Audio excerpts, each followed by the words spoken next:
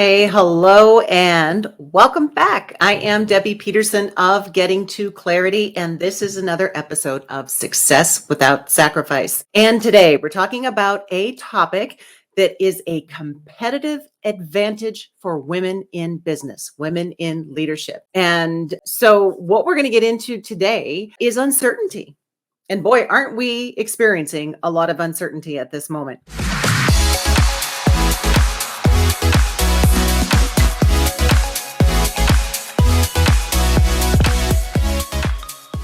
When you consider uncertainty, I can't think of a person who's comfortable with it, truly comfortable with it. I can think of people who are working to get comfortable with it, trusting the process, myself being one of them. But uncertainty can be a competitive advantage for women in business. Now, it can be a huge stressor for some, and maybe that's what you're feeling. And if you are, no judgment. It is really hard when there is something that you know to be true and then it's no longer true.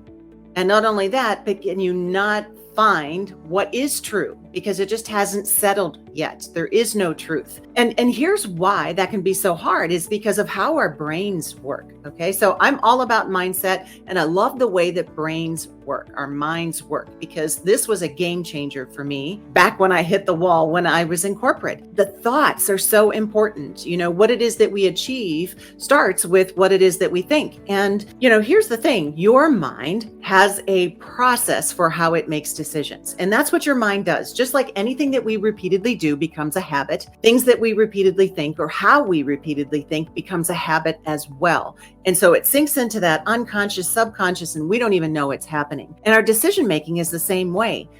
We have a strategy for how we make decisions. There is a process that we go through to make decisions. And the point here is that for almost all of us, our past experiences factor into decisions we make about the future. Now, if what we know to be true isn't true, and we don't know what is true yet, then we're in that uncertainty. We're in that middle, and we don't really know how to make decisions.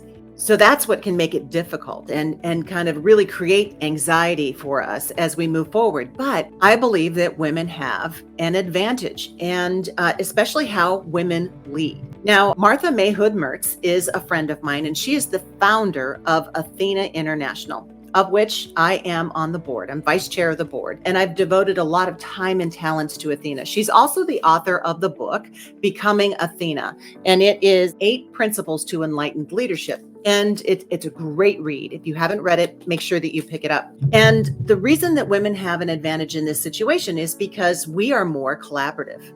We build relationships, meaning that as women in leadership, we bring people into the equation. And that does a number of things. First and foremost, when we bring other people into the equation, we no longer have to figure it out all by ourselves. But 2, by bringing other people into the process, it's like bringing people into the fold, and it helps to make them feel better. So here is what I would encourage you to do. Find more ways as a woman leader, whether this is you leading professionally in your organization, in your business, in a nonprofit, whatever the case may be, or this is you leading personally. Many women are the glue that hold their family together. So on either spectrum, this applies.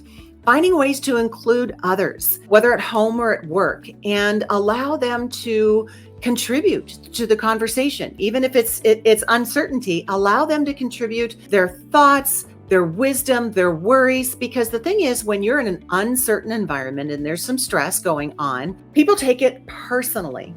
And when I mean personally, they want to know what's in it for them. They want to know how this is going to affect them. How is this going to impact them and what it is that they find most important in their lives. So immediately it applies to them. By bringing them into the conversations, it gives them a voice. So tip number 1, allow them to share their thoughts.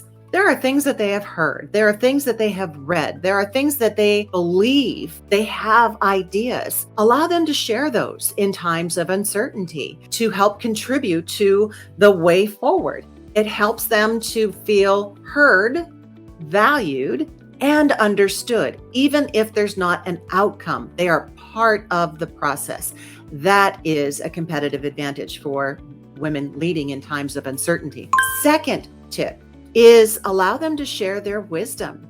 There are experiences that they have been through, and believe me, there are experiences that all of us have been through that apply in different contexts. So, what is their wisdom? What is it that they have tried in the past that might be applicable to what's going on now? What is it that they have experienced that may help to shift the anxiety in the uncertainty of the current environment? What is it that they know that's applicable to what it is that's going on now? And allow them to share it, allow them to express it. Third tip is to allow them to share their worries. And this is really important because, again, in times of uncertainty, whether it is in the course of normal business or as a result of a global pandemic, it's kind of like, okay, I don't know about you, but are some of us feeling, here we go again? Allowing people to share their worries. This is what's on my mind. This is what is weighing me down. And allow them to share that with you. And if you have an opportunity to be vulnerable, then share with them what it is that's on your mind, that maybe you don't have all the answers, that yes, you're experiencing the uncertainty too. Or perhaps there are situations in the past where you felt something like this, and there may be something that you can share with them from a place of vulnerability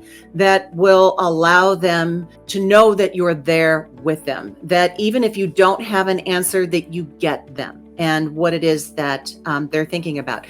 Now, having said this, I want to caution you, just because you are coming from a place of empathy, which I feel is huge, and they share with you their burdens. So they're releasing what it is that they are carrying. And that doesn't mean that they're giving it to you. It doesn't mean that you have to pick it up. You just have to be there to listen. It's not your job to fix. It's your job to hold space for them and just allow them to say what it is that they're wrestling with.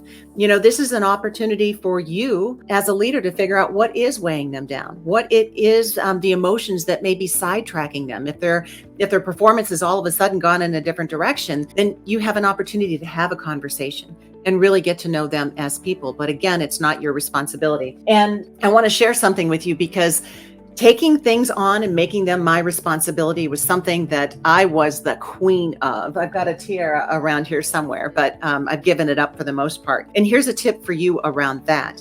If you tend to take on things from other people, you know, I took on everyone and everything. I wanted to be the buffer. I wanted to make everything okay. And it was really impacting me. I had a gentleman share a tip with me, and I have kept it with me ever since. And that's this. It's a drinking straw. Okay, well, this is a smoothie straw, actually. But this is a tool, if this is one of the things that you wrestle with, is to be the straw. So think about this. When you've got people sharing their burdens with you, then how is it that you can be there, hold space for them, listen without picking it up? Well, you can be the straw. So if you had to write a job description for the straw, you would probably say something like the straw is the vehicle through which the liquid moves so that you can drink it. So it goes from whatever receptacle into your mouth and you can drink it. When you pull the straw out of the drink and you look down the center, it's probably empty, unless you've had a really fabulous milkshake and then there may be something in there. But the straw has done its job. The liquid passed through it and now the straw is done. It's done its job. You need to be the straw. So when taking on other people's burdens and woes and worries, make sure that you're not taking it on, making sure that you're not picking it up. It doesn't belong to you. Be the straw and let it pass on through. So I hope you enjoyed these 3 tips about how you can leverage the power of being a woman in environments that are uncertain. And here is wishing you all the clarity you deserve until the next time. And if I can be of good service to you and help you up level in your life and leadership, I'd be delighted. Let's hop on a conversation together, and you can go to claritywithdebbie.com and book a session so we can have a chat. Until next time, take care, be well, see you soon.